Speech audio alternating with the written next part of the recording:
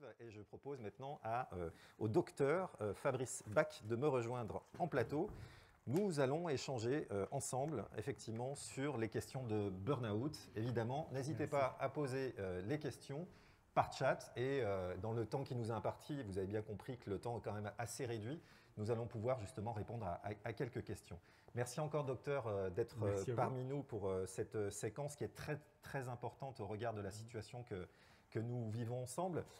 Peut-être qu'en premier lieu, il y a peut-être une question justement des chiffres, voilà, de savoir un petit peu ce qu'il en est du burn-out, ou peut-être même une définition de ce que c'est du burn-out, du mal-être au travail, peut-être, on peut le traduire comme ça. Alors, le burn-out est une problématique bien spécifique, donc qui va toucher tout individu, qui peut toucher aussi tout chef d'entreprise, que celui-ci soit seul, indépendant, ou directeur d'un grand groupe de 100, 150, 200, voire plus de salariés. Et en fait, au niveau donc, du burn-out, il va y avoir tout un ensemble de données chiffrées qu'on a pu obtenir. Alors en France, ces données chiffrées sont très particulières. Parce que lorsqu'on les observe, on est 66 millions, près de 67 millions de Français. Donc ces chiffres ont été établis en 2016. Donc ce que ces chiffres donnent, près de 3 millions de Français sont exposés à un risque de burn-out. Le coût sociétal va dépasser, à l'époque, on est en 2016, près de 3 milliards d'euros. 100 000 Français en arrêt pour surcharge ou burn-out. Par contre, ce qui est intéressant, uniquement 30 000 personnes déclarées en situation de burn-out. En comparaison, en 2011, l'Allemagne a fait une étude officielle, parce qu'en nous, en France, vivant, ça pose un souci, sur plus de 80 millions d'Allemands, 8 millions présentaient une situation de burn-out. Or, on sait aujourd'hui, vu le contexte sociétal et la complexité, l'espèce humaine est confrontée à quelque chose qu'elle n'a jamais connu. Ces confinements, ces déconfinements, ces reconfinements, il y a eu des fragilisations chez l'être humain. J'imagine que le stop and go, finalement, aggrave un certain nombre de symptômes qui auraient pu préexister par ailleurs. Complètement.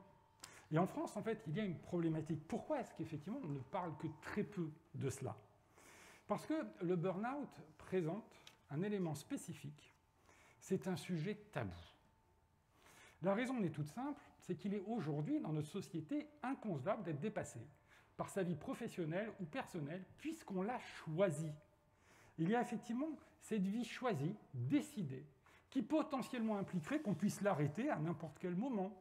Donc finalement, on peut avoir des coups de mou, des coups de baisse, mais de toute façon, il faut tenir. Avec cet excès de valorisation, dans le sens où le burn-out est souvent caractérisé comme étant une maladie honteuse. Concrètement, ce que renvoie la société, c'est que c'est la maladie des faibles, de ceux qui n'ont pas réussi à tenir. Or, ce que nous, on constate en tant que professionnels, c'est qu'à l'inverse, c'est la maladie des forts, de ceux qui ont réussi à tenir au-delà de ce que la majorité aurait pu faire. Ils ont été au-delà d'eux-mêmes, au-delà de beaucoup de choses. Et c'est troublant de constater ce décalage sociétal entre la société qui renvoie cette maladie des faibles, alors qu'elle touche essentiellement des individus qui ont une force intérieure très importante, cette force intérieure qui tout doucement a été sapée au fil du temps. Et quand on dit maladie honteuse, ça veut dire qu'on peut difficilement s'appuyer aussi sur son entourage d'une certaine manière et l'exprimer. Complètement. On a beaucoup de difficultés à l'exprimer auprès de son entourage, voire parfois auprès d'un médecin traitant, qui lui aussi peut prendre ça avec une certaine relativité. « Oh, c'est un coup de mou, prenez quelques jours de vacances et ça ira mieux. » Non. Parce qu'effectivement, il y a tout un ensemble de problématiques qui vont tout doucement se mettre en place par rapport au burn-out. Et ce qu'on va retrouver justement, il va y avoir des composantes qui sont identiques à tout être humain. Des caractéristiques, d'une certaine manière, qui révèlent en fait ce qu'est un burn-out. Complètement. Et on va être confronté donc à 3 composantes spécifiques. La première composante que l'on va identifier, c'est une composante liée à l'épuisement émotionnel. La personne, à un moment donné, s'investit, se surinvestit, continue à faire, et cet épuisement émotionnel va tout doucement amener dans la pensée une idée « je n'y arrive plus, tout m'est difficile ». Le fait de se lever le matin, le fait d'avoir des actes du quotidien, tout devient difficile. On commence à devenir irritable, fatigué, désobligeant avec ses proches. Puis va arriver une deuxième composante, la dépersonnalisation. C'est une forme de retrait, la dépersonnalisation, ça peut être ça? Alors, c'est une forme de retrait émotionnel, effectivement, puisqu'on a été en surcharge. mais ça va beaucoup plus loin. C'est le fait de se mettre à agir d'une façon totalement automatique sur des schémas spécifiques. On ne fait plus attention et on ne ressent plus. On est un peu comme un robot, finalement. Complètement, complètement. Ce qui peut se résumer par une phrase, je me moque de tout, plus rien ne m'intéresse. Effectivement, je ne ressens plus. Et puis va arriver la troisième composante, qui va être celle du reniement. Et là, ça envahit totalement la pensée. Et la phrase qui vient et qu'on entend fréquemment dans nos consultations, c'est « je suis nul, j'ai raté ma vie ». Et brusquement réémerge dans la pensée tout le décalage qui est présent entre ce que l'on aurait aimé être et vivre et ce que l'on vit concrètement. Et la pensée humaine a cette spécificité d'aller toujours du mauvais côté. Comme un mauvais petit diable qui serait sur l'épaule et qui dirait « regarde, tu vois ça, tu l'as raté. Tu vois ça, ça ne correspond pas. Tu vois ça, ça ne va pas. » Et là, si effectivement on n'alerte pas ses proches, si on ne prend pas le temps d'en parler, là, tout doucement, on va se dégrader. Mais alors justement, sur ce dernier point, est-ce que ce n'est pas symptomatique finalement des ambitions qu'on s'était fixées, qu'on n'arrive pas à atteindre et qui fait que sur cet écart-là, c'est ce qui déclenche quelque part ces symptômes? Complètement. Il y a les ambitions que l'on s'est fixées, comment on a cherché à les réaliser, et je l'évoquerai d'ici quelques minutes, une des principales problématiques qui est présente, c'est la façon dont on va se positionner. Certaines personnes sont des concepteurs, pas des faiseurs. Et si on est le concepteur se met à faire, il va passer beaucoup de temps, se tromper, ne pas savoir, il quitte sa place initiale. Et un des éléments qui permet de lutter contre cette fatigue émotionnelle, ce burn-out, cette surcharge professionnelle, c'est d'identifier ce pour quoi on est bon et comment on va le mettre en action. Très bien. Alors, il y a, j'imagine, un certain nombre d'étapes qui nous font venir au burn-out, au mal-être. Ça se décline en combien de phases? Quelles sont ces phases? Alors, il y a 4 phases spécifiques qui vont se succéder. La première phase, qui est bien spécifique, c'est la phase d'alarme ou de stress chronique. Donc, dans cette phase-là, on commence à se sentir mal, à ne plus être bien, mais on va s'accrocher, on va aller au-delà. Et donc, c'est la phase de l'engagement, de l'enthousiasme. On va y aller à 200%. Sauf que plus on est stressé, plus on se fatigue, plus on se fatigue, plus on est stressé, une spirale commence à s'amorcer. On a exactement le même processus, c'est très intéressant à voir, avec les enfants au niveau des jeux vidéo. L'enfant joue. Moi aussi, je joue. Hein. Vous aussi? Ça pourrait Moi me aussi. concerner. On joue. Les concepteurs de jeux ont pu identifier que l'enfant était au maximum, ou l'adolescent, voire l'adulte, au maximum de ses compétences pendant près de 40 minutes, après avoir joué pendant 10 minutes. Puis, au bout de 40 minutes, ses performances décroissent. Donc, pour atteindre les mêmes performances, il faut qu'il joue plus. Et on a la même chose au niveau professionnel. Pour atteindre les mêmes performances, il va falloir travailler plus et s'investir encore plus. D'où, effectivement, là, la première chose qui peut être mise en place et qui permet de freiner, la mise en place de stratégies pour éliminer ce que j'appelle ce cancer affectif. Parce que c'est vraiment quelque chose qui va rentrer au fond de soi et qui va commencer à nous ronger. Va arriver la seconde phase. Alors là, c'est la phase de résistance, ce qu'on appelle le déni-habituation. Alors là, on va se surengager, encore plus s'investir, et là, il se passe quelque chose d'assez extraordinaire. Là, pour comprendre, docteur, on n'accepte pas tellement, finalement, ces symptômes? Absolument pas. Voilà. Il y a quelque chose qui nous renvoie que ces symptômes ne sont pas cohérents, ils ne me renvoient pas une image suffisamment positive, voire parfois des gens autour de nous renvoient qu'effectivement, il faut continuer à s'investir. Donc on les supprime et on continue. Et là, dans cette phase, tous les symptômes initiaux de stress, d'angoisse disparaissent totalement. Alors là, c'est comme par magie, tout va brusquement mieux. On dit, ouf, ça n'était qu'un mauvais passage. Là, il faut être vigilant, parce qu'il faut commencer à se questionner sur son état. Mais finalement, pourquoi est-ce que j'ai vécu ça? Qu'est-ce qui s'est passé avant? Et simplement en se questionnant sur son état physique ou mental, parce qu'on voit aussi des dégradations physiques. La personne commence à être courbaturée, à avoir mal, à ne plus se sentir dans son assiette. Elle mange, elle a des crampes d'estomac de plus en plus. Et le sommeil, j'imagine aussi. Qui va être touché profondément. Et là, si on ne s'arrête pas, va arriver la troisième phase. La troisième phase, qui est une phase bien spécifique, cette fois-ci, cette phase, c'est la phase de rupture. On va atteindre les limites physiques. Et les symptômes qui avaient disparu au cours de la phase 2 réapparaissent dans la phase 3 et beaucoup plus intensément. Et là, on va s'acharner. C'est le paradoxe de l'être humain qui va s'acharner encore plus pour résister. Il y a aussi un élément qui est très présent dans notre culture. Il y a une phrase qui dit « tout travail mérite salaire ». Il y a une valorisation de l'effort. Et donc, ce qu'on va retrouver, mais une question me sera peut-être posée tout à l'heure sur ce point, est-ce qu'il y a des personnes qui sont plus sensibles que d'autres? On a identifié que les personnes plus sensibles à ces problématiques sont celles qui vont présenter, et on peut tous la présenter un jour, une faille entre l'estime de soi et la confiance en soi. Et si au moment de cette phase 3, on ne va pas à ce moment-là consulter un médecin, consulter un professionnel de la santé, qui va commencer à dire « Attendez, là, il faut que vous vous arrêtiez. Il faut qu'on mette en place quelque chose de spécifique. » Il faut mettre des alertes, en fait. Là. Tout à fait. Va arriver la phase 4, qui est celle du burn-out, de l'angoisse perpétuelle. Et un burn-out, attention, ça n'est pas un coup de fatigue. Ce n'est pas simplement « je me sens pas bien, je vais prendre 15 jours de vacances et ça va aller mieux ». C'est pas ponctuel. Ça non, sur ça va durée, durer. En fait.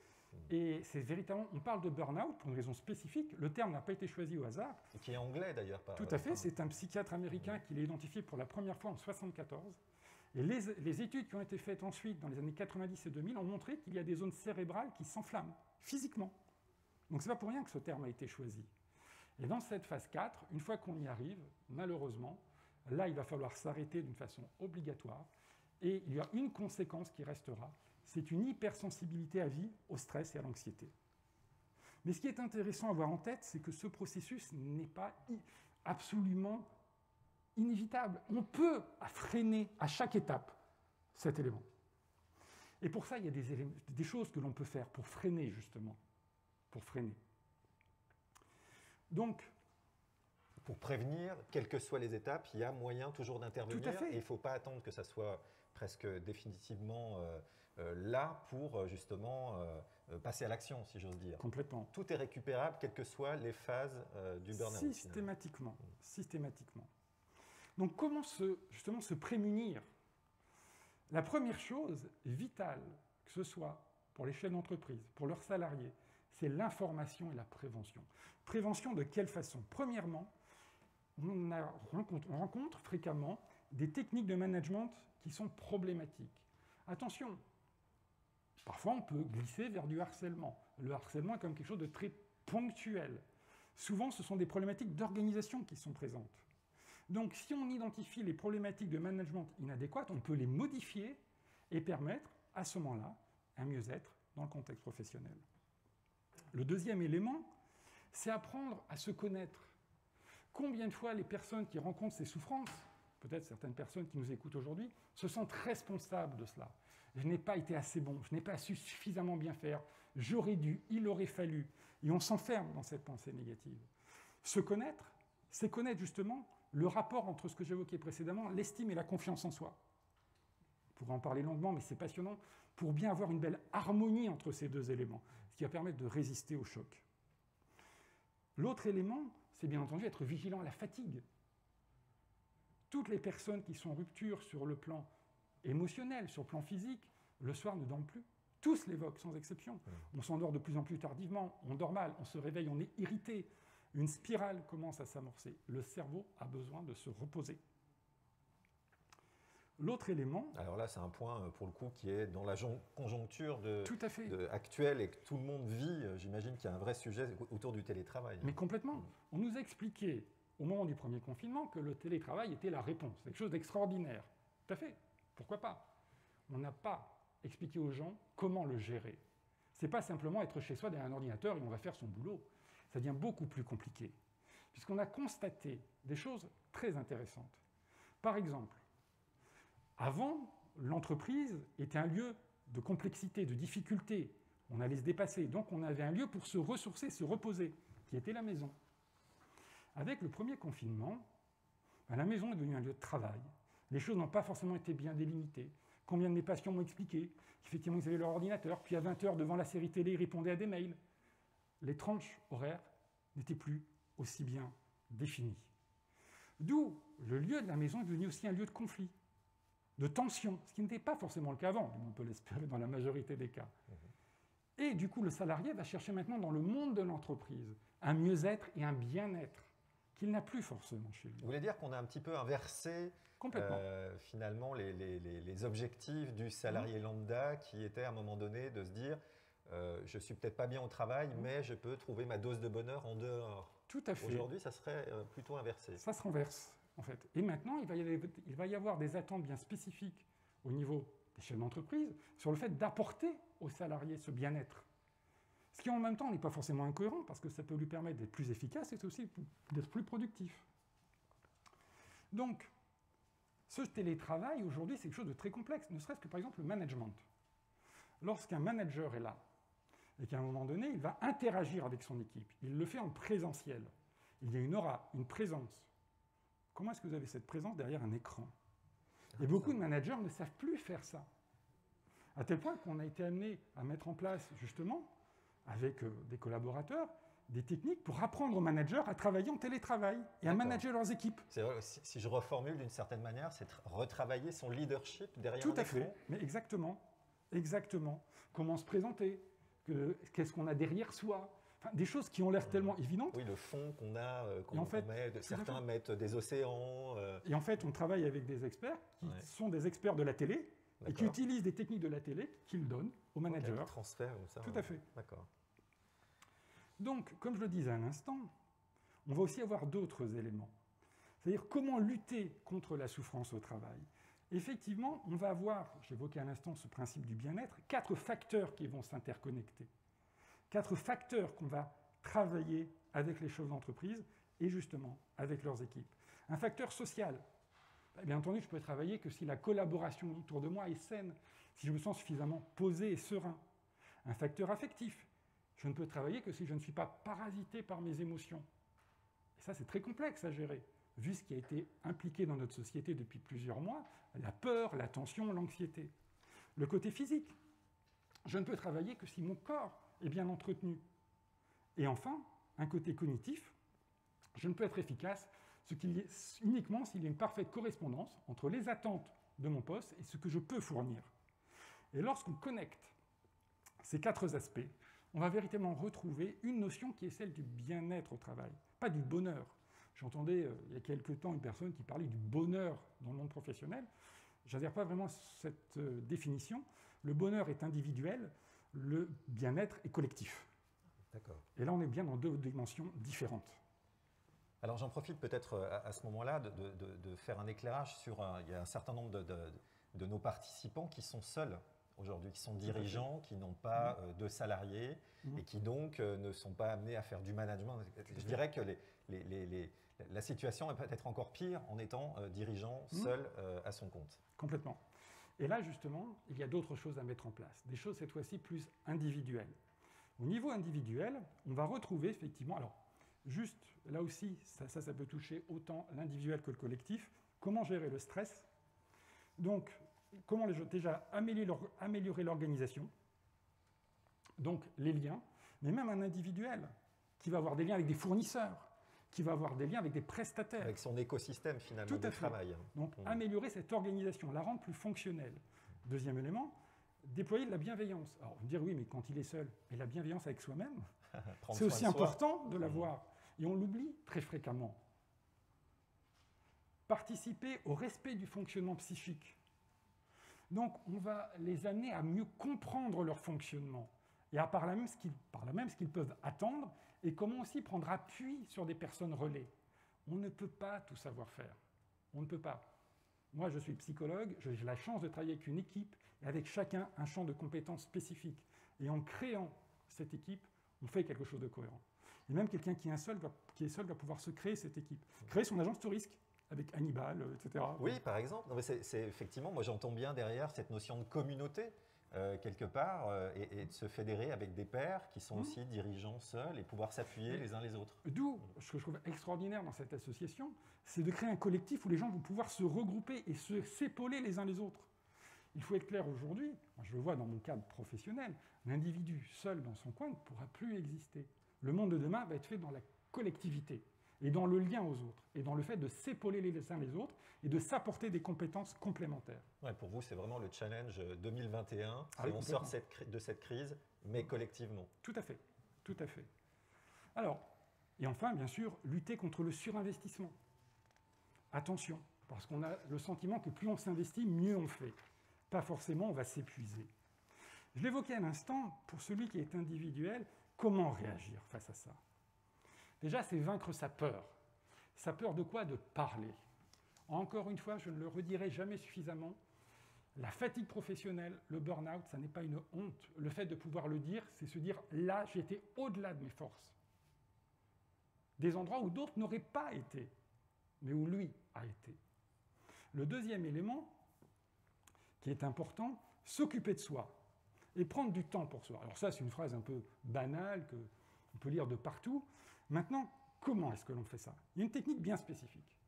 Il faut créer dans sa semaine des moments sanctuarisés. J'emploie bien le terme sanctuarisé. Des moments qui ne bougeront pas. Des moments où vous disparaissez de la planète Terre.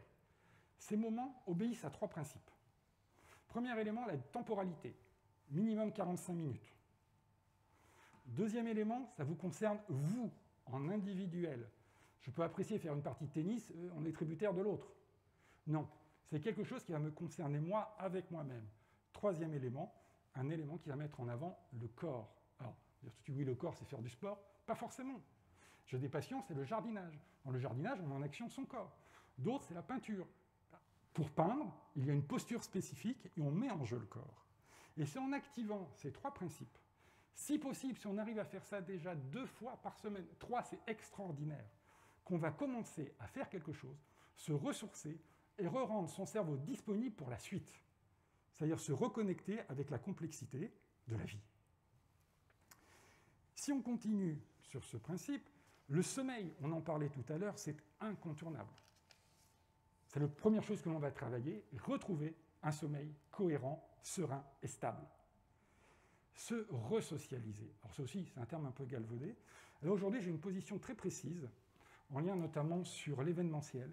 Je pense, et ça je l'affirme aujourd'hui, que les acteurs de l'événementiel vont être l'épine dorsale de la société de demain.